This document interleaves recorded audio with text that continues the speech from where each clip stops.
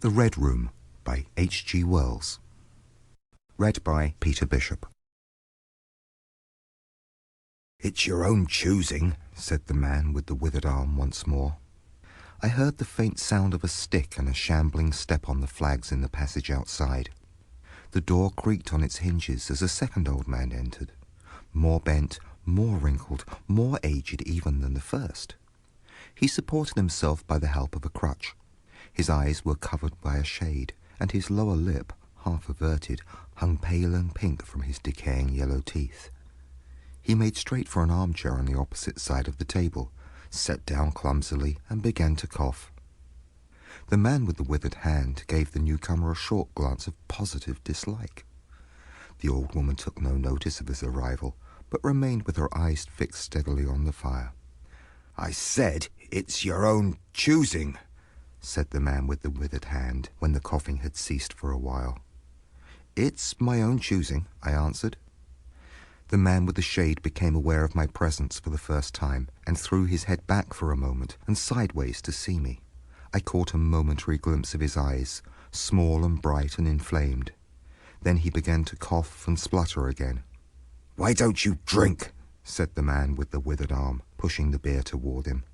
The man with the shade poured out a glassful with a shaking hand that splashed half as much again on the deal table. A monstrous shadow of him crouched upon the wall and mocked his action as he poured and drank. I must confess I had scarcely expected these grotesque custodians. There is, to my mind, something inhuman in senility, something crouching and atavistic. The human qualities seem to drop from old people insensibly day by day. The three of them made me feel uncomfortable with their gaunt silences, their bent carriage, their evident unfriendliness to me and to one another. And that night, perhaps, I was in the mood for uncomfortable impressions. I resolved to get away from their vague foreshadowings of the evil things upstairs. "If," said I, "you will show me to this haunted room of yours, I will make myself comfortable there." The old man with the cough jerked his head back so suddenly that it startled me, and shot another glance of his red eyes at me from out of the darkness under the shade. But no one answered me. I waited a minute, glancing from one to the other. The old woman stared like a dead body, glaring into the fire with lackluster eyes. "If," I said a little louder, "if you will show me to this haunted room of yours, I will relieve you from the task of entertaining me." "There's a candle on the slab outside the door," said the man with the withered hand, looking at my feet as he addressed me. "But if you go to the Red Room tonight—" "This night of all nights," said the old woman softly, "you go alone." "Very well," I answered shortly. "And which way do I go?" "You go along the passage for a bit," said he, nodding his head on his shoulder at the door, "until you come to a spiral staircase, and on the second landing is a door covered with green baize. Go through that and down the long corridor to the end, and the Red Room is on your left up the steps." "Have I got that right?" I said, and repeated his directions. He corrected me in one particular. "And you are really going?" said the man with the shade, looking at me again for the third time with that queer, unnatural tilting of the face. "This night of all nights," whispered the old woman. "It is what I came for," I said, and moved towards the door. As I did so, the old man with the shade rose and staggered round the table, so as to be closer to the others and to the fire. At the door I turned and looked at them, and saw they were all close together, dark against the firelight, staring at me over their shoulders, with an intent expression on their ancient faces. "Good night," I said, setting the door open. "It's your own choosing," said the man with the withered arm. I left the door wide open until the candle was well alight, and then I shut them in and walked down the chilly, echoing passage. I must confess that the oddness of these three old pensioners in whose charge her ladyship had left the castle, and the deep-toned, old-fashioned furniture of the housekeeper's room in which they had foregathered, had affected me curiously, in spite of my effort to keep myself at a matter-of-fact phase. They seemed to belong to another age, an older age, an age when things spiritual were indeed to be feared, when common sense was uncommon, an age when omens and witches were credible, and ghosts beyond denying. Their very existence, thought I, is spectral. The cut of their clothing, fashions born in dead brains, the ornaments and conveniences in the room about them even are ghostly. The thoughts of vanished men, which still haunt rather than participate in the world today.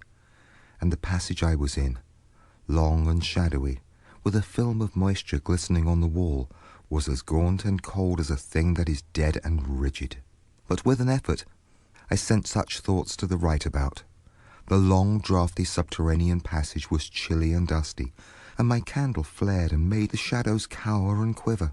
The echoes rang up and down the spiral staircase, and a shadow came sweeping up after me, and another fled before me into the darkness overhead. I came to the wide landing and stopped there for a moment, listening to a rustling that I fancied I heard creeping behind me, and then, satisfied of the absolute silence, pushed open the unwilling baize-covered door and stood in the silent corridor. The effect was scarcely what I expected, for the moonlight coming in by the great window on the grand staircase picked out everything in vivid black shadow or reticulated silvery illumination. Everything seemed in its proper position. The house might have been deserted on the yesterday instead of 12 months ago.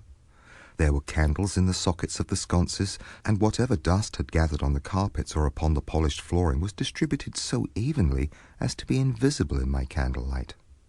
A waiting stillness was over everything. I was about to advance and stopped abruptly. A bronze group stood upon the landing, hidden from me by a corner of the wall, but its shadow fell with marvelous distinctness upon the white panelling and gave me the impression of someone crouching to waylay me. The thing jumped upon my attention suddenly. I stood rigid for half a moment perhaps. Then, with my hand in the pocket that held the revolver, I advanced, only to discover a Ganymede and eagle glistening in the moonlight. That incident for a time restored my nerve, and a dim porcelain Chinaman on a buhl table, whose head rocked as I passed, scarcely startled me. The door of the Red Room and the steps up to it were in a shadowy corner. I moved my candle from side to side in order to see clearly the nature of the recess in which I stood before opening the door. Here it was, thought I, that my predecessor was found, and the memory of that story gave me a sudden twinge of apprehension. I glanced over my shoulder at the black Ganymede in the moonlight, and opened the door of the Red Room hastily, with my face half turned to the pallid silence of the corridor. I entered, closed the door behind me at once, turned the key I found in the lock within, and stood with the candle held aloft surveying the scene of my vigil. The great red room of Lorraine Castle, in which the young Duke had died, or rather in which he had begun his dying, for he had opened the door and fallen headlong down the steps I had just ascended. That had been the end of his vigil, of his gallant attempt to conquer the ghostly tradition of the place, and never, I thought, had apoplexy better served the ends of superstition. There were other and older stories that clung to the room, back to the half-incredible beginning of it all, the tale of a timid wife and the tragic end that came to her husband's jest of frightening her. And looking round that huge shadowy room with its black window bays, its recesses and alcoves, its dusty brown-red hangings and dark, gigantic furniture, one could well understand the legends that had sprouted in its black corners, its germinating darkness. My candle was a little tongue of light in the vastness of the chamber. Its rays failed to pierce to the opposite end of the room, and left an ocean of dull red mystery and suggestion, sentinel shadows and watching darknesses beyond its island of light, and the stillness of desolation brooded over it all. I must confess some impalpable quality of that ancient room disturbed me. I tried to fight the feeling down. I resolved to make a systematic examination of the place, and so, by leaving nothing to the imagination, dispel the fanciful suggestions of the obscurity before they obtained a hold upon me. After satisfying myself of the fastening of the door, I began to walk around the room, peering round each article of furniture, tucking up the valances of the bed and opening its curtains wide. In one place there was a distinct echo to my footsteps. The noises I made seemed so little that they enhanced rather than broke the silence of the place. I pulled up the blinds and examined the fastenings on the several windows. Attracted by the fall of a particle of dust, I leaned forward and looked up the blackness of the wide chimney. Then, trying to preserve my scientific attitude of mind, I walked round and began tapping the oak panelling for any secret opening. But I desisted before reaching the alcove. I saw my face in a mirror. White. There were 2 big mirrors in the room, each with a pair of sconces bearing candles, and on the mantel shelf too were candles in china candlesticks. All these I lit one after the other. The fire was laid, an unexpected consideration from the old housekeeper, and I lit it to keep down any disposition to shiver, and when it was burning well, I stood round with my back to it and regarded the room again. I had pulled up a chintz-covered armchair and a table to form a kind of barricade before me. On this lay my revolver, ready to hand. My precise examination had done me little good, but I still found the remoter darkness of the place and its perfect stillness too stimulating for the imagination. The echoing of the stir and the crackling of the fire was no sort of comfort to me. The shadow in the alcove at the end of the room began to display that undefinable quality of a presence, that odd suggestion of a lurking, living thing that comes so easily in silence and solitude. And to reassure myself, I walked with a candle into it and satisfied myself there was nothing tangible there. I stood that candle upon the floor of the alcove and left it in that position. By this time I was in a state of considerable nervous tension, although to my reason there was no adequate cause for my condition. My mind, however, was perfectly clear. I postulated quite unreservedly that nothing supernatural could happen, and to pass the time I began stringing some rhymes together, in Goldsby fashion, concerning the original legend of the place. A few I spoke aloud, but the echoes were not pleasant. For the same reason I also abandoned, after a time, a conversation with myself upon the impossibility of ghosts and haunting. My mind reverted to the 3 old and distorted people downstairs, and I tried to keep it upon that topic.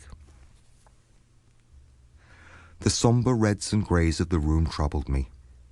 Even with its 7 candles, the place was merely dim. The light in the alcove flaring in a draught, and the fire flickering, kept the shadows and penumbra perpetually shifting and stirring in a noiseless, flighty dance. Casting about for a remedy, I recalled the wax candles I had seen in the corridor, and with a slight effort, carrying a candle and leaving the door open, I walked out into the moonlight and presently returned with as many as 10. These I put in the various knick-knacks of china with which the room was sparsely adorned, and lit and placed them where the shadows had lain deepest, some on the floor, some in the window recesses, arranging and rearranging them until at last my 17 candles were so placed that not an inch of the room had but the direct light of at least one of them. It occurred to me that when the ghost came, I could warn him not to trip over them. The room was now quite brightly illuminated. There was something very cheering and reassuring in these little silent streaming flames, and to notice their steady diminution of length offered me an occupation and gave me a reassuring sense of the passage of time. Even with that, however, the brooding expectation of the vigil weighed heavily enough upon me. I stood watching the minute hand on my watch creep towards midnight. Then something happened in the alcove. I did not see the candle go out. I simply turned and saw that the darkness was there, as one might start and see the unexpected presence of a stranger. The black shadow had sprung back to its place. "By Jove," I said aloud, recovering from my surprise, "that draft's a strong one." And taking the matchbox from the table, I walked across the room in a leisurely manner to relight the corner again. My first match would not strike, and as I succeeded with the second, something seemed to blink on the wall before me. I turned my head involuntarily and saw that the 2 candles on the little table by the fireplace were extinguished. I rose at once to my feet. "Odd," I said. "Did I do that myself in a flash of absent-mindedness?" I walked back, relit one, and as I did so, I saw the candle in the right sconce on one of the mirrors wink and go right out, and almost immediately its companion followed it. The flames vanished as if the wick had been suddenly nipped between a finger and thumb, leaving the wick neither glowing nor smoking, but black. While I stood gaping, the candle at the foot of the bed went out, and the shadows seemed to take another step towards me. "This won't do," said I, and first one and then another candle on the mantel-shelf followed. "What's up?" I cried, with a queer high note getting into my voice somehow. At that, the candle on the corner of the wardrobe went out, and the one I had relit in the alcove followed. "Steady on," I said. "Those candles are wanted," speaking with a half-hysterical facetiousness, and scratching away at a match the while, for the mantel candlesticks. My hands trembled so much that twice I missed the rough paper of the matchbox. As the mantel emerged from darkness again, 2 candles in the remoter end of the room were eclipsed. But with the same match, I also relit the larger mirror candles and those on the floor near the doorway, so that for the moment I seemed to gain on the extinctions. But then in a noiseless volley there vanished 4 lights at once in different corners of the room, and I struck another match in quivering haste, and stood hesitating whither to take it. As I stood undecided, an invisible hand seemed to sweep out the 2 candles on the table. With a cry of terror I dashed at the alcove, then into the corner, and then into the window, relighting 3 as 2 more vanished by the fireplace, and then perceiving a better way, I dropped matches to the iron-bound deed-box in the corner and caught up the bedroom candlestick. With this I avoided the delay of striking matches, but for all that the steady process of extinction went on, and the shadows I feared and fought against returned and crept in upon me. First a step gained on this side of me, and then on that. I was now almost frantic with the horror of the coming darkness, and my self-possession deserted me. I leapt panting from candle to candle in a vain struggle against that remorseless advance. I bruised myself in the thigh against the table. I sent a chair headlong. I stumbled and fell and whisked the cloth from the table in my fall. My candle rolled away from me, and I snatched another as I rose. Abruptly this was blown out as I swung it off the table by the wind of my sudden movement, and immediately the 2 remaining candles followed. But there was light still in the room, a red light that streamed across the ceiling and staved off the shadows from me. The fire! Of course I could still thrust my candle between the bars and relight it. I turned to where the flames were still dancing between the glowing coals and splashing red reflections upon the furniture, made 2 steps towards the grate, and incontinently the flames dwindled and vanished. The glow vanished, the reflections rushed together and disappeared, and as I thrust the candle between the bars, darkness closed upon me like the shutting of an eye, wrapped about me in a stifling embrace, sealed my vision, and crushed the last vestiges of self-possession from my brain. And it was not only palpable darkness, but intolerable terror. The candle fell from my hands. I flung out my arms in a vain effort to thrust that ponderous blackness away from me, and lifting up my voice, screamed with all my might, once, twice, thrice. Then I think I must have staggered to my feet. I know I thought suddenly of the moonlit corridor, and with my head bowed and my arms over my face, made a stumbling run for the door. But I had forgotten the exact position of the door, and I struck myself heavily against the corner of the bed. I staggered back, turned, and was either struck or struck myself against some other bulky furnishing. I have a vague memory of battering myself thus to and fro in the darkness, of a heavy blow at last upon my forehead, and a horrible sensation of falling that lasted an age, of my last frantic effort to keep my footing, and then I remember no more. I opened my eyes in daylight. My head was roughly bandaged, and the man with the withered hand was watching my face. I looked about me, trying to remember what had happened, and for a space I could not recollect. I rolled my eyes into the corner and saw the old woman, no longer abstracted, no longer terrible, pouring out some drops of medicine from a little blue phial into a glass. "Where am I?" I said. "I seem to remember you, and yet I cannot remember who you are." They told me then, and I heard of the haunted red room as one who bears a tale. "We found you at dawn," said he, "and there was blood on your forehead and lips." I wondered that I'd ever disliked him. The 3 of them in the daylight seemed commonplace old folk enough. The man with the green shade had his head bent as one who sleeps. It was very slowly I recovered the memory of my experience. "You believe now," said the old man with the withered hand, "that the room is haunted?" He spoke no longer as one who greets an intruder, but as one who condoles with a friend. "Yes," said I, "the room is haunted." "And you have seen it, and we who have been here all our lives have never set eyes upon it, because we have never dared. Tell us, is it truly the old Earl who—" "No," said I, "it is not." "I told you so," said the old lady, with the glass in her hand. "It is his poor young countess who was frightened." "It is not," I said. "There is neither ghost of Earl nor ghost of Countess in that room. There is no ghost there at all, but worse, far worse, something impalpable." "Well?" they said. "The worst of all things that haunt poor mortal men," said I, "and that is, in all its nakedness, fear. Fear that will not have light nor sound, that will not bear with reason, that deafens and darkens and overwhelms. It followed me through the corridor. It fought against me in the room." I stopped abruptly. There was an interval of silence. My hand went up to my bandages. The candles went out one after the other, and I fled. Then the man with the shade lifted his face sideways to see me and spoke. "That is it," said he. "I knew that was it. A power of darkness to put such a curse upon a home.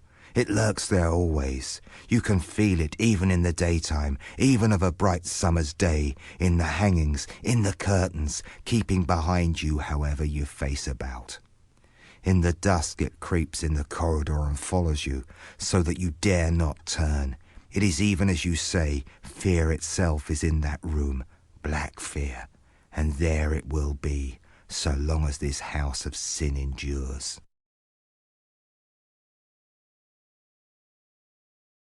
End of The Red Room by H.G. Wells. Recording by Peter Bishop.